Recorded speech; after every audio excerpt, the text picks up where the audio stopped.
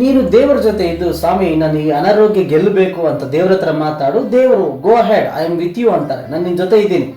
ನೀನು ದೇವ್ರ ಜೊತೆ ಇದ್ದು, ದೇವರೇ ನನ್ನ ಶತ್ರುಗಳು ನನಗೆ ಜಾಸ್ತಿ ಆಗಿದ್ದಾರೆ, ಅವ್ರ ಜೊತೆಗೆ ಹೋರಾಡುವುದಕ್ಕೆ ಪ್ರಾರ್ಥನೆಯಿಂದ ನನಗೆ ಶಕ್ತಿ ಕೊಡು ಅಂತ ಕೇಳ್ಕೊ.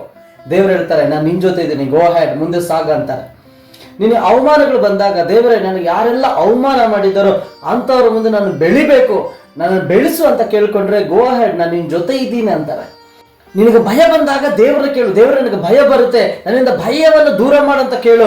ದೇವರು ಎಸ್ ಗೋ ಹೆಡ್, ನಾನು ನಿನ್ನ ಜೊತೆ ಇದ್ದೀನಿ, ಧೈರ್ಯ ಕೊಡ್ತೀನಿ ಅಂತ ದೇವರು ಹೇಳ್ತಾರೆ. ನಿನಗೆ ಯಾವುದೇ ರೀತಿ ಸಮಸ್ಯೆಗಳು ಹೆಚ್ಚಾಯ್ತಾ, ದೇವರೇ ಈ ಸಮಸ್ಯೆಗಳ ಮಧ್ಯದಲ್ಲಿ ಕೂಡ ನಾನು ಬಲವಾಗಿ ನಿಂತಿರುವಂತ ನಿನ್ನ ಮಗನಾಗಿ ನಾನು ಸಾಕ್ಷಿ ಕಾಪಾಡ್ಕೋಬೇಕು, ನನಗೆ ಸಪೋರ್ಟ್ ಕೊಡಂತ ದೇವ್ರನ್ನ ಕೇಳು. ಗೋ ಹೆಡ್, ನಾನು ನಿನ್ನ ಜೊತೆ ಇದ್ದುಕೊಂಡು ನಡೆಸ್ತೀನಿ ಅಂತ ದೇವರು ಹೇಳ್ತಾರೆ. ದೇವರು ದಾರಿ ಮಾಡುವಾಗ ಅದನ್ನ ಸರಾಗ ಮಾಡೋದು ದೇವರೇ. ಸಮುದ್ರದ ಮೇಲೆ ಯೇಸು ಕ್ರಿಸ್ತ ನಡ್ಕೊಂತ ಬರ್ತಾ ಇರುವಾಗ ಶಿಷ್ಯರು ನೋಡು ಭಯಪಡ್ತಾರೆ. ಹತ್ತಿರ ಬಂದು ಸ್ವಾಮಿ ನಾನು ಅಂತ ಹೇಳುವಾಗ ಪೇತ್ರನ ಹೇಳ್ತಾನೆ ನಾನು ನಡೆದು ಬರಬೇಕು ನೀನೇ ಆದ್ರೆ ಅಂತ ಕೇಳ್ತಾನೆ ಸ್ವಾಮಿಗೆ.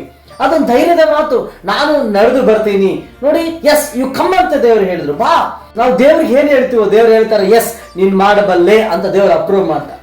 ನಾವು ನುಡಿಯುವಂಥದ್ದು ದೇವ್ರು ನೆರವೇರಿಸ್ತಾರೆ. ನಾವು ಕೈಯಿಂದ ಕೆಲಸ ಒಳ್ಳೇದು ಮಾಡಿದ್ರೆ ಅದು ನೆರವೇರಿಸುವಂತ ದೇವರು ಸಹಾಯ ಮಾಡ್ತಾರೆ. ಅಂದ್ರೆ ನಾವು ಯಾವತ್ತು ದೇವರನ್ನ ಕೇಳುವಾಗ ಒಂದು ನಂಬಿಕೆ ಇರಬೇಕು, ದೇವರು ಇದನ್ನ ನೆರವೇರಿಸ್ತಾರೆ, ದೇವರು ನನ್ನ ಜೊತೆ ಇದ್ದಾರೆ ಅಂತ. ಸಹೋದರ ಸಹೋದರಿ, ಯಾವತ್ತು ನೀವು ದೇವ್ರನ್ನ ಕೇಳುವಾಗ ದೇವ್ರು ಹೇಳ್ತಾನೆ yes go ahead, I am with you ಅಂತ. ನಾನು ನಿಮ್ ಜೊತೆ ಇರ್ತೀನಿ ಅಂತ ಹೇಳುವ ದೇವರು.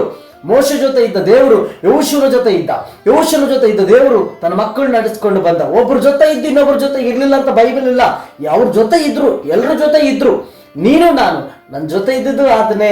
ನಮ್ಮ ಕೆಲಸಗಳಲ್ಲಿ ಸಾರಾಗ ಮಾಡುವ ದೇವರು ಆತನಾಗಿದ್ದಾನೆ.